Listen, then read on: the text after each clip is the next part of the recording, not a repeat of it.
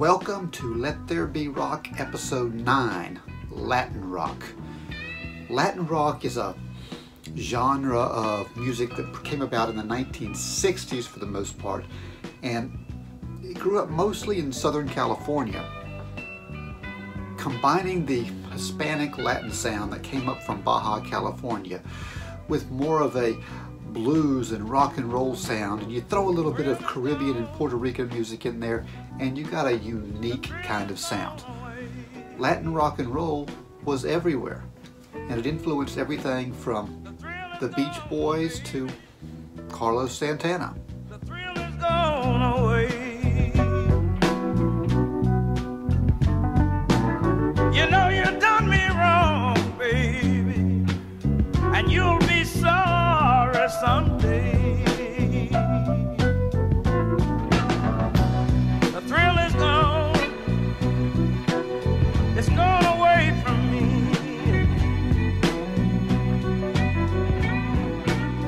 The thrill is gone, baby.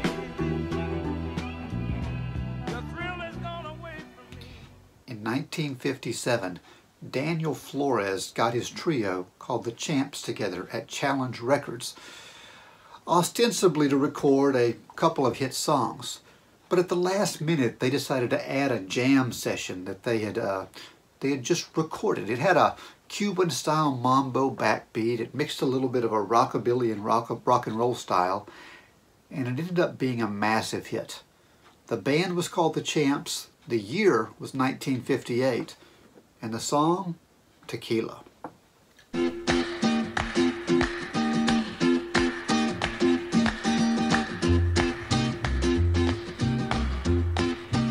So simple.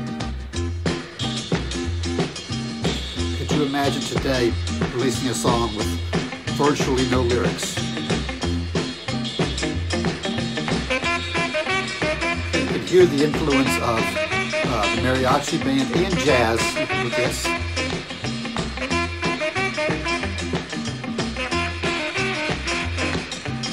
That clap in the background is very rockabilly.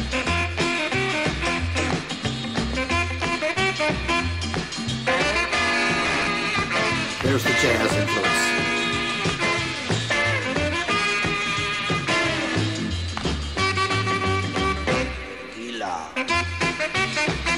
Absolute classic, still important in pop culture today.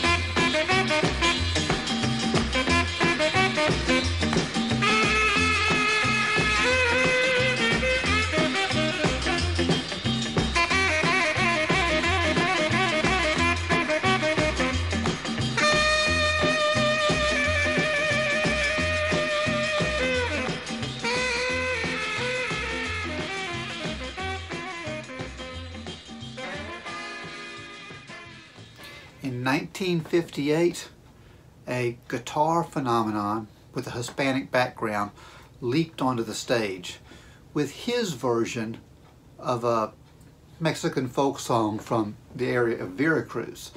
The song will be called La Bamba, and it's by Ritchie Valens.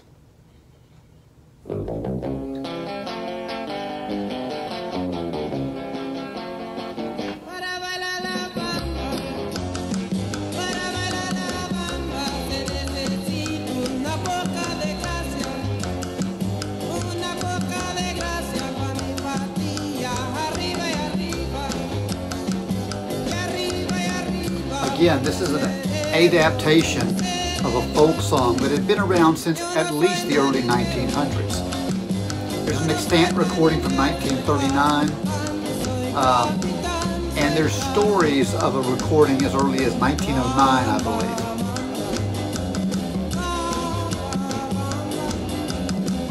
Of course, Los Lobos re-recorded this, covered it in, I believe, 1987. For the movie La Bamba that went to #1 in both the UK and the United States.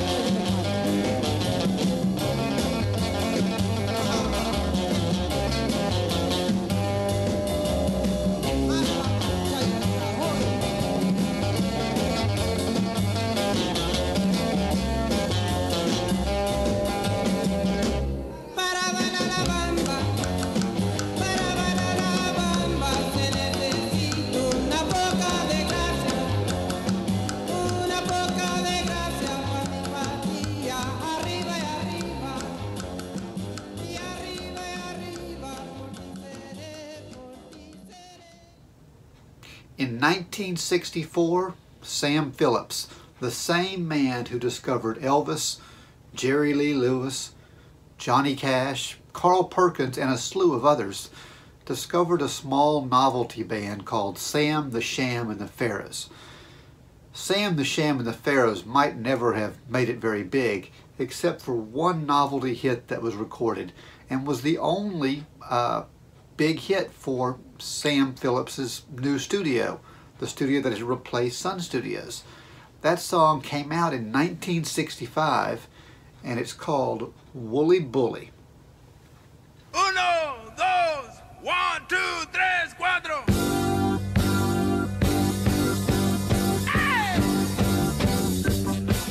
You can definitely feel the influence of beach music. You can feel that Latin backbeat.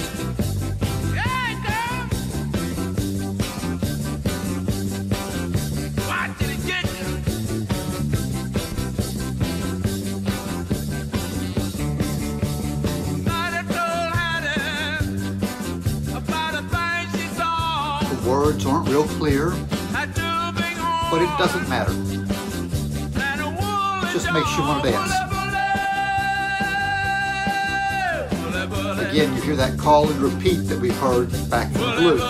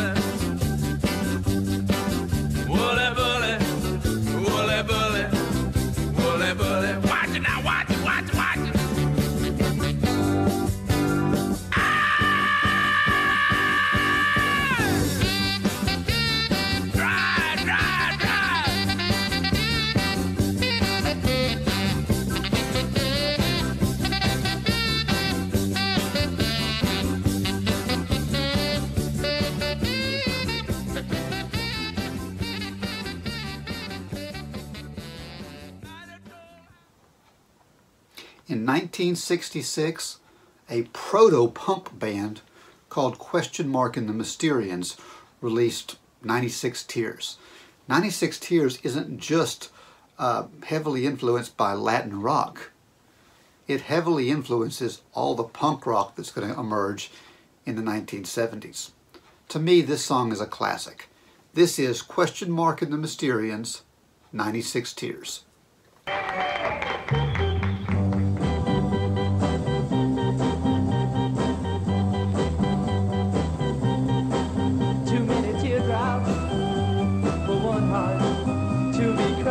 You can feel the soul influence in there.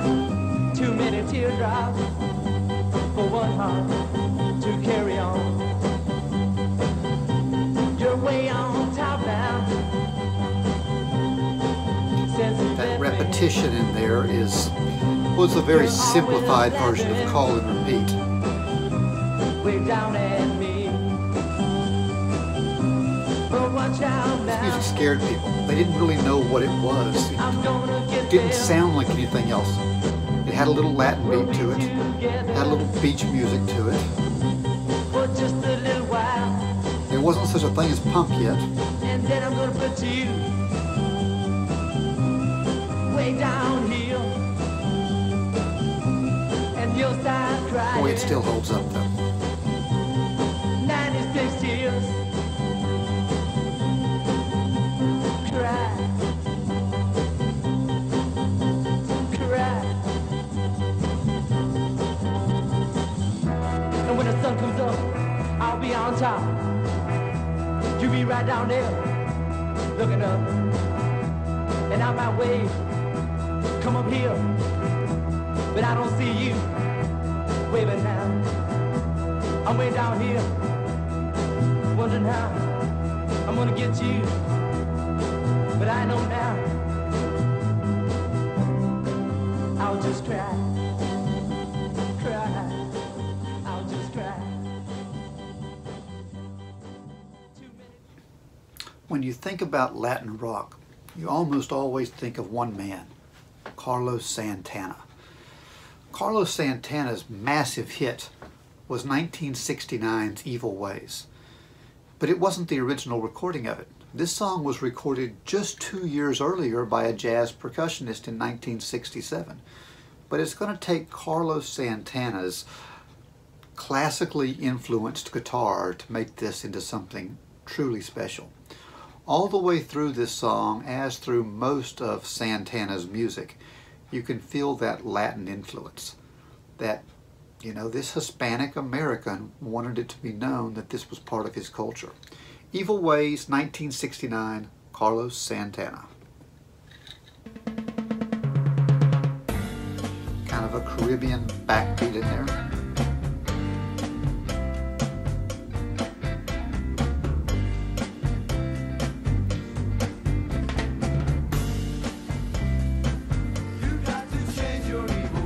That's a Motown style harmony back there.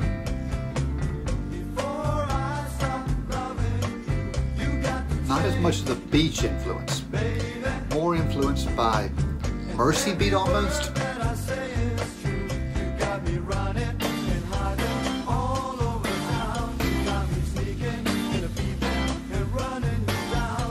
That Latin backbeat there.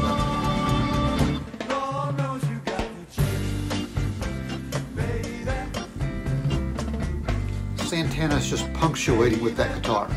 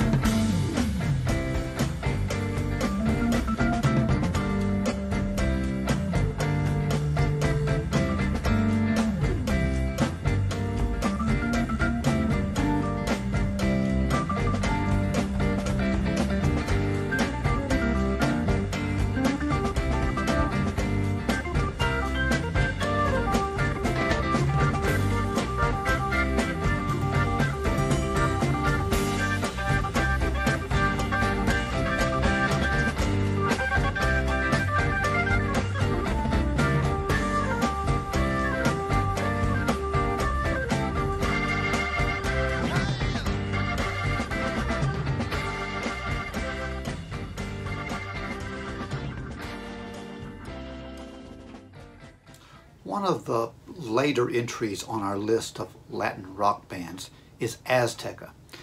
Azteca put out an album in 1973 with the LP Someday We'll Get By on it. It's got a heavy Mexican feel to it, or a heavy Hispanic or Latin feel to it. Let's listen just a little bit to Azteca, Someday We'll Get By, 1973.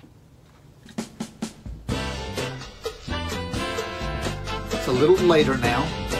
You feel the disco influence coming in. There's still those jazz horns back there. Still that Latin backbeat.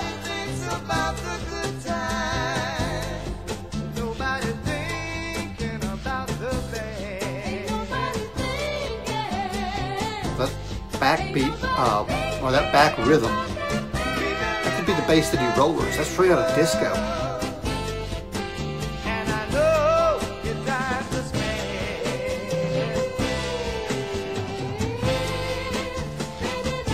While not as influential as some of the other bands we've seen, Azteca is a great example of the Latin root.